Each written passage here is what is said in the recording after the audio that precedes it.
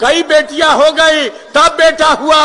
माँ और बहन नीतीश कुमार की सभा में जाने से भागेंगे।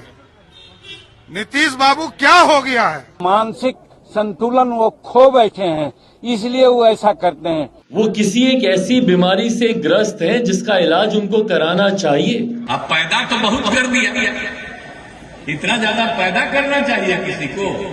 इसी को कहते हैं मानसिक संतुलन बिगड़ जाना। भाई हम अपने प्रदेश को एक ऐसे व्यक्ति के हाथ में नहीं छोड़ सकते हैं जिनका मानसिक स्वास्थ्य ठीक नहीं है। नीतीश जी जिनके खुद एक बेटा है, बेटा के बाद उन्होंने दूसरा बच्चा नहीं पैदा किया कि कहीं बेटी ना हो जाए। अगर जरूरत है तो इलाज कराएं। और आज की तारीख में मानसिक स्वास्थ्य कोई शर्म की बात नहीं है, कोई छुपाने की बात नहीं है। अगर उनके आसपास के लोग, अगर उनके पार्टी के लोग ऐसा नहीं करते तो मैं केंद्र सरकार से मैं मांग करता हूं कि बिहार में राष्ट्रपति शासन लागू करे और मुख्यमंत्री को हर संभव मेडिकल सेवा जो उनको देने की जरूरत है उनको दी जाए। जो कहते थे कल तक कि ये मानसिक रोगी हैं, तो भाई अब तो आप लोग कुछ उपाय कीजिए। नीतीश कुमार फिर से एक ऐसा बयान दे दिया है जिसको लेकर पूरा विवाद हो रहा है। पिछले बिहार विधानसभा चुनाव में नीतीश कुमार ने राबड़ी देवी और लालू प्रसाद यादव को लेकर एक बयान दिया था कि बेटा के चक्कर में बेटी पैदा करते चले गए। 8-8, 9-9 बच्चा बच्ची पैदा करता रहता है। बेटी पर भरोसा ही नहीं, कई बेटियां हो गई तब बेटा हुआ। अब इस साल फिर लोकसभा चुनाव में नीतीश कुमार फिर इस तरह का बयान दे दिए कि इतना बच्चा पैदा कर दिए, क्या जरूरत थी इतना बच्चा पैदा करने की? हट गए तब बीवी को बना दिया, अब आजकल बाल बच्चा को। अब पैदा तो बहुत कर दिया, इतना ज्यादा पैदा करना चाहिए किसी को? बाल बच्चा। इशारा लालू यादव और राबड़ी देवी पर है। हालांकि तेजस्वी यादव बोले कि जो कुछ बोले हमारे लिए आशीर्वाद है। सारिका पासवान जी हैं, राष्ट्रीय जनता दल की प्रवक्ता हैं। क्या कहेगा मैडम? नीतीश कुमार कह रहे हैं काहे इतना बच्चा पैदा कर दिए, क्या जरूरत थी? देखिए, नीतीश कुमार जी जिस पार्टी के साथ अभी गठबंधन में है, योगी आदित्यनाथ के भी 8 भाई बहन, मोदी जी के भी 7 भाई बहन, चिराग जी भी 4 भाई बहन हैं। मतलब उनके पार्टी में मुझे नहीं लगता है कि कोई भी ऐसा होगा जिनका स्वयं नीतीश जी के 5 भाई बहन। तो नीतीश जी को तो अपनी माता जी से भी पूछना चाहिए था कितना बाल बच्चा पैदा करने का जो था। और नीतीश जी जिनके खुद एक बेटा है, बेटा के बाद उन्होंने दूसरा बच्चा नहीं पैदा किया कि कहीं बेटी ना हो जाए, क्योंकि महिलाओं के प्रति उनका जो सम्मान है और महिलाओं के प्रति उनकी कुंठा का भावना है, वो तो बिहार सदन में देखा।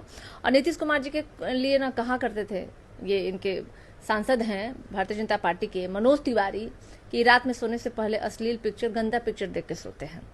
सम्राट चौधरी कहते थे मानसिक दिवालियापन के शिकार हो गए हैं। चिराग पासवान जी कहा करते थे, केंद्र सरकार से गुहार लगा रहे थे कि भाई मैं दरखास्त करता हूं बिहार में राष्ट्रपति शासन लागू किया जाए, क्योंकि मुख्यमंत्री नीतीश कुमार जी का दिमाग का इलाज करना आवश्यक है।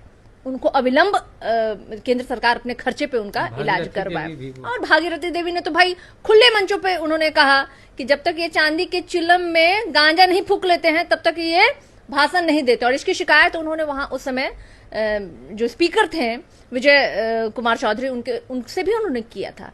ये है पूरी की पूरी कहानी नीतीश कुमार जी की।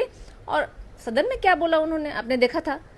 कई ऐसी महिला नेत्री थी जो भारतीय जनता पार्टी की जो फूट फूट के रो रही थी कि सम्मान का हमें ठेस पहुंचा, अपमान हुआ, हमें लगा जमीन फटे, हम उसके अंदर समा जाए, तरह तरह की बातें कही गई थी।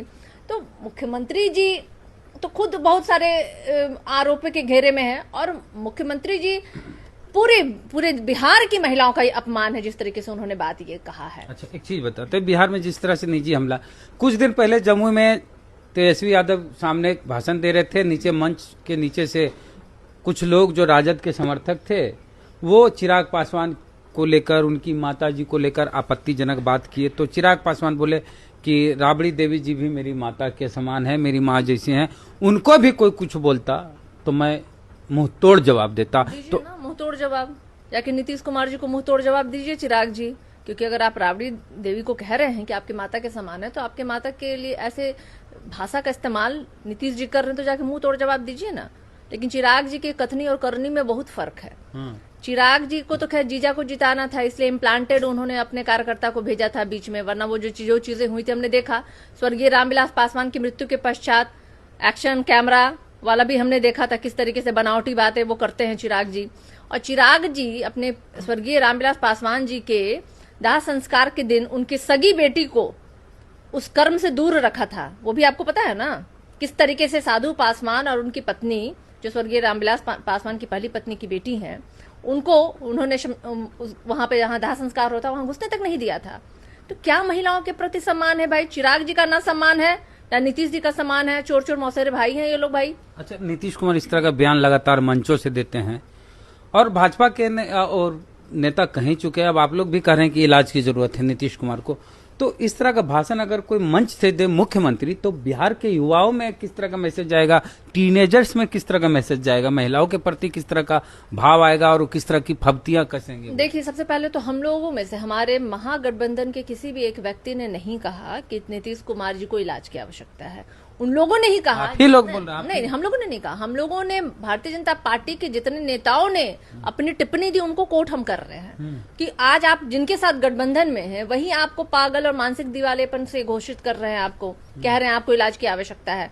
हमने तो हमेशा सम्मानपूर्वक उस समय भी हम उनका सम्मान कर रहे थे, आज भी सम्मान करते। लेकिन नीतीश कुमार जी लगातार जिस तरह के बयान दे रहे हैं और खास करके हम लोगों पे और हमारे गठबंधन से जुड़े हुए लोगों पे और हमारे नेतृत्व के नेताओं पे वो दिखाई दे रहा है कि वो किस मानसिक अवस्था में है। बावजूद इसके हम लोगों को लगता है कि एक मुख्यमंत्री होने के नाते ये जिम्मेदारी बनती है, क्योंकि वो पूरे अपने राज्य को रिप्रेजेंट कर रहे होते। उसमें युवा भी हैं, महिलाएं हैं, पुरुष हैं, बच्चे हैं, तमाम लोग हैं। क्योंकि आप एक सार्वजनिक मंचों पे इस तरह की बात कर रहे हैं तो आप आखिर क्या संदेश देना चाहते हैं? कभी तो आप कहते हैं पूरी सृष्टि ही समाप्त हो जाने वाली है, कभी आप कहते हैं कि ये दुनिया रहने वाला है, कभी कहते हैं लड़की लोग पहनती थी, कभी आप औरतों पे बोल रहे हैं कि इतना कोई बच्चा पैदा करता है, कल को आप कहिएगा भाई आपने सदन में जो गंदी भाषा का इस्तेमाल किया वो तो हम बोल भी नहीं सकते आपके सामने, क्योंकि हमारी मर्यादा हमको रोकती है उस तरह की भाषा बोलने पे। आप वहां तक नीचता के हद तक आप गिरे थे। तो आखिर मुख्यमंत्री जी इस तरह की सार्वजनिक मंचों पे जिस तरीके की भाषा दे रहे हैं तो उन्हें रोकने की जरूरत है। कम से कम अब तो जो उनके साथ हैं, जो कहते थे कल तक कि ये मानसिक रोगी हैं, तो भाई अब तो आप लोग कुछ उपाय कीजिए। 4000 पार कर जाएंगे भाई, वो सब तो बहुत मामूली बात है। मान लीजिए 4000 पार कह दिए, प्रधानमंत्री जी भी कह दिए कि हम बाई हेलीकॉप्टर से बाई रोड आ रहे थे। तो इस तरह के बयानों पे मैंने, लेकिन इस तरह की चीजें जो कुछ अति मतलब आपत्तिजनक शब्दों का इस्तेमाल, उस पर तो कम से कम लोगों को रोक लगवाना चाहिए। तो खैर उनके साथ जो लोग रह रहे हैं, इस चुनाव में असर पड़ेगा इस तरह के बयान का? देखिए, पिछले बार ही नीतीश जी जानते हैं, पिछले बार ही वो लोगों के बीच में गए थे विधानसभा के चुनाव के दौरान, तो कहा था उन्होंने हमें आखिरी बार मौका दीजिए, और वो खत्म हो गया। उनको भाई एक ही टेनर में वो 3 बार मुख्यमंत्री बन गए हैं। तो निश्चित रूप से बिहार की जनता तो बदलाव के लिए है, और तीसरे नंबर पे जेडीयू थी, और इस बार तो मुझे नहीं लगता है कि वो किसी नंबर पे भी रहेगी। चलिए, तो सारिका पासवान थी, इन्होंने कहा कि नीतीश कुमार को इलाज की जरूरत है, ये हम नहीं कर रहे हैं, ये चिराग पासवान ही चिल्ला के कहते थे, और भाजपा के नेता, और चिलम मुलम सारी बातें हुई। आपका क्या कहना है कि सार्वजनिक मंच से किसी भी मुख्यमंत्री को, किसी पूर्व मुख्यमंत्री के लिए इस तरह का बयान देना चाहिए, वो भी महिला के लिए? प्रतिक्रिया कमेंट बॉक्स में दे। जय भीम, जय भारत।